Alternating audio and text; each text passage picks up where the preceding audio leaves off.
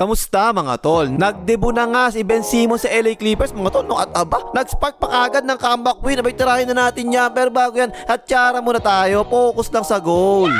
Okay game, ipinasok si B-Boy Simon. Mga 5 minuto pa yung nalalabi sa first quarter. Solo depensa lang, oh. Nakabuko pa yung kamay niya. Laki, no? Ipinasa na lang, tinira na kagad, potre, tungkap. Ayun, na-rebound na nga ni B-Boy Simon yan. At tapos sumuha ng bigla yung Utah Jazz mga tol, no? Ayan, tingnan mo, oh. Pero ang ganda nung ginawa niya, nung merong kumat sa gitna, umangat yung sentro ng zona, diba? Bigla naman sinabayan ngayon ni B-Boy Simon na sa ilalim. Ayan, no? Inaalip naman kagad ni Balbas. Nice pass, tak-tak. At tapos nakabawi ka agad siya kay Balbas mga tol, no? At yan talaga yung maganda kay B-Boy Simon mga tol. Kapag nakita niyan libre ka, ipapasa talaga kagad sa'yo yan. Ayan, Balbas, kita ang bakal, portre, patay ka dyan. Tapos nakaisang attempt pa si B-Boy Simon mga tol, ha? Ganun na naman, tingnan mo, oh. Umangat na naman yung sentro ng depensa. Ay, aliyop na naman kay B-Boy Simon. Dumaktak, Joey boy.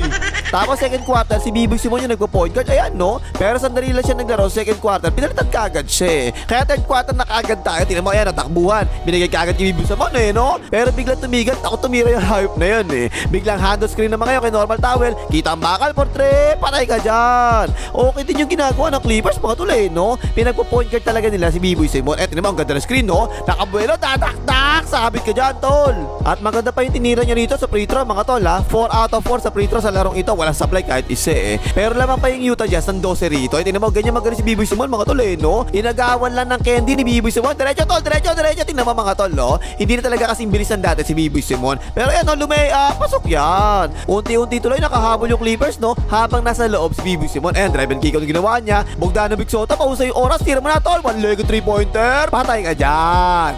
Tapos fourth quarter na kagad, lamang pa ng siyamang Utah Jazz, ha? Ayan na naman si B-Boy Simon sa depensa. Nakakuha pa nga ng jump na walang ya. Tapos tingnan yung depensa mga tol, no? Iniiwanan talaga si B-Boy Simon para makatulong sa loob kasi walang 3 points yan, diba? Pero yung pinasa, ayan, tira na nga, pinasa pa uli kay B-Boy Simon, eh, no? Ayan, fake hando pa lang ginawa, kinalad ka pa muna bago tinira, wala. Pero yung fall naman daw sabi ni rep, late call ka na rep, ha? Ayun, pasak na naman yung dalawang free throw ni B-Boy Simon, ha? Ayan, tingnan mo, siya ngayon nagpa-point guard, diba? Ito talaga ang advantage si B-Boy Simon mga tol, no? Dati pa kahit nasa Sixers siya, eh. Tingnan nyo, ang laking point guard kasi niyan, eh, oh. Kaya kaya talaga niya mga labaw na ganyan. Ang lakas, eh, oh. Nice.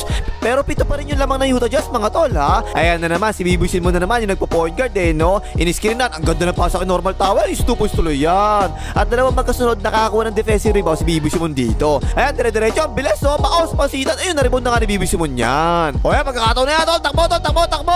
Ayan, nice pass kay Balbas, oh. Open si Balbas, portre. Patay ka dyan. Dalawa na lang ang laman ng Utah Jazz. Tapos ito naman, last 3 minutes na lang nalalabi, naka-offensive rebound naman ng Clippers. Binigibigla kay normal towel, sumasalaksak. Drapas kay B-Boy Simon, ang ganda. Nice, 2 points na yan, lamang na ang Clippers.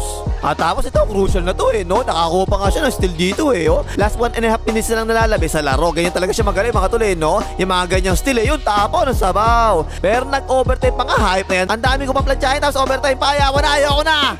O yun, overtime na nga, hype na yan. Eto, nakakagulat, mga tol, eh, no? Tingnan nyo mabuti, ha? Si B-Boy Simon yung nagsentro sa jump ball sa overtime, ha?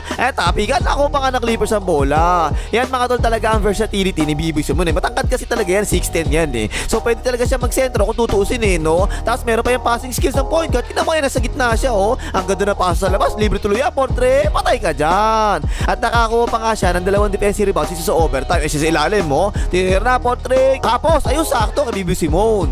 Tapos nakadepensa pa nga siya sa overtime. Tingnan mo, oh, pinuto na, portre. Wala yan. Naku, na-rebound na nga. Pero yung tingnan mo na naman, no? Diyan talaga magaling si B-Boy Simon sa mga sundot na ganyan, eh. Ayun, panalo pa nga yung Clippers dito. Comeback win pa nga, eh. 120, 116. 12 points, 7 rebounds, 6 assists, 3 steals, 1 block, 4 out of 5 sa field goals, at 4 out of 4 sa free throw. Si B-Boy Simon sa larong ito, ayos, eh, no? Nag-comeback win pa nga yung Clippers. Nice, B-Boy Simon. Okay, pakimagas, maglagay, mga hitra B-Boy Simon.